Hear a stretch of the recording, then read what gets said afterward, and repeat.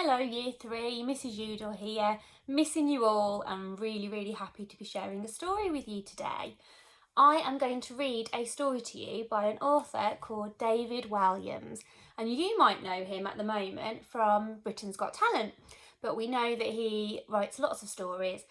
Gangster Granny, Billionaire Boy, you might have heard of those. And his writing style is a little bit cheeky, so there might be some silly bits in his stories that I'm going to read to you. I am going to read a story from The World's Worst Children, and the story is called Miss Petula, Perpetual Motion. And there she is, there's Petula. It says that she has flailing arms, a mischievous glint in her eye, and spinning legs. Have a look at that picture.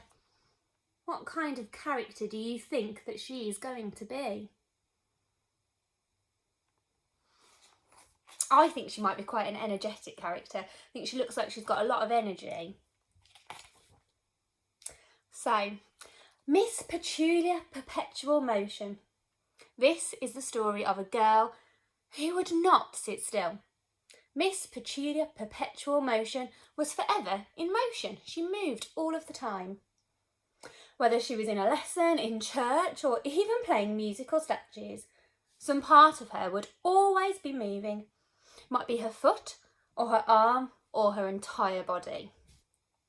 It would start with a little wiggle, then become a waggle, before turning into a jiggle and progressing to a joggle. So David Walliams uses some nonsensical words, some nonsense words, in the same style as Roald Dahl, who is actually his favourite author. And we know Roald Dahl's style from Charlie and the Chocolate Factory, don't we, Year 3? So next she would be cartwheeling across the room, creating pandemonium, chaos, wherever she went. Petula was even in motion as she slept. Sometimes the other girls at her posh boarding school called Modesty Place would hear a noise in the dead of night.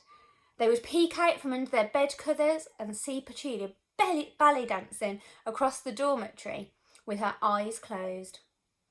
One day, Petula's rather grand headmistress announced that the girls of Modesty Place were to go on an awfully special trip.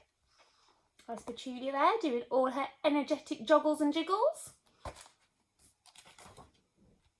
"Quiet, girls!" ordered the lady as she stood on stage at assembly. Miss Prigg's grey hair was styled in a magnificent bouffant hairdo, and a pair of half-moon spectacles hung around her neck on a gold chain. If she was about to tell someone off, which was often, the spectacles would be lifted up to her eyes so she could stare her victim down and give them the willies. That means scare them and frighten them. "Now, girls, we are going to take a trip to somewhere I, your beloved headmistress, have chosen myself. We are going to visit my favourite porcelain museum. Needless to say, I expect you to be on your absolute best behaviour, and I don't want any mishaps." So there's Miss Prigg, and there are all the children. And a porcelain museum, displays porcelain, which is fine china, like this, quite delicate. You know, mugs and plates made out of porcelain. So suddenly all eyes were on Petula. "Oh no," thought the good girl sitting on the front row. "Oh yes," thought the bad girl sitting on the back row. To make matters worse, or better, depending on whether you were a good girl or a bad girl, Petula was bouncing up and down on her seat like it was a space hopper. Boing, boing, boing. "Porcelain has long been a personal passion of mine," continued the headmistress, who loved making lengthy speeches. "Now I, your beloved headmistress, want to share this passion with you. The museum is the best in Europe. Every single piece on display is a priceless antique. There shall be no accidents. Do I make myself clear?" There was a faint murmur from the pupils. "I said, do I make myself clear?" She bellowed, she shouted. "Yes, headmistress," chimed the girls in unison. "Excellent. Now, Miss Petula, Perpetual Motion, I need to see you in my study straight away." The girl glowed as red as a tomato driving a fire engine. What has she done wrong now? Surely the time when she accidentally spun backwards into the science block had been put behind her. Yes, the experiment taking place that day went badly wrong. Yes, there was still a huge hole in the floor where the acid burnt through it, but Petulia swore it was an accident. Yes, her triple jump on sports day became an octuple jump, taking in 8 different moves, and resulted in Petulia karate kicking the local mayor, sending him tumbling off the winner's podium. But again, the girl insisted it was an accident. And yes, of course, who could forget the time at the school Christmas carol concert when Petulia couldn't stand still in church, cartwheeled up the aisle and sent the vicar flying head first into the choir. But these were all accidents. It wasn't her fault that she couldn't sit still. What do you think about that? Petulia even had a note from her mother to prove it. To whom it may concern, my darling daughter, Miss Petulia Perpetual Motion, cannot stay still for more than a second. It is not her fault, so she must not be punished in any way if she causes damage to property, buildings, people or animals. Please take great care of my darling daughter. Yours truthfully, Petulia's mother. With some trepidation, the girl knocked on the door of the headmistress's study. Come, barked the headmistress from inside. Petulia's hand did not stop knocking. I said come, came an angry sounding voice. Still, Petulia couldn't stop her hand from knocking. Oh, for goodness sake, roared the headmistress. Miss Prig yanked open the door and Petulia knocked the lady slap bang on her nose. Boink! Ow! Sorry, Miss Prig, replied the girl, with a hint of a smile. It was amusing to see the lady fuming. Come into my study this instant, ordered the headmistress. Petulia forward rolled into the room, which Miss Prig always had kept spotless. In fact, an old cleaner was in there at that moment, busily polishing some school trophies on a table. You out, ordered the headmistress. Miss Prig was curt to anyone she considered below her. The cleaner picked up her dusters and shuffled towards the door. Quickly, shouted Miss Prig, and the poor old dear picked up her pace until at last she disappeared. Now take a seat, Miss Petulia Perpetual Motion. Petulia did that. She took the seat and she danced around the study with it. Is that what Miss Prig meant? I meant sit down, barked Miss Prig.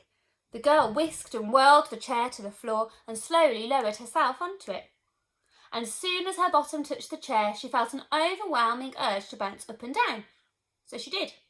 Be still, demanded Miss Prig. But Petulia continued to bounce up and down, and the chair squeaking along rhythmically with her bounces.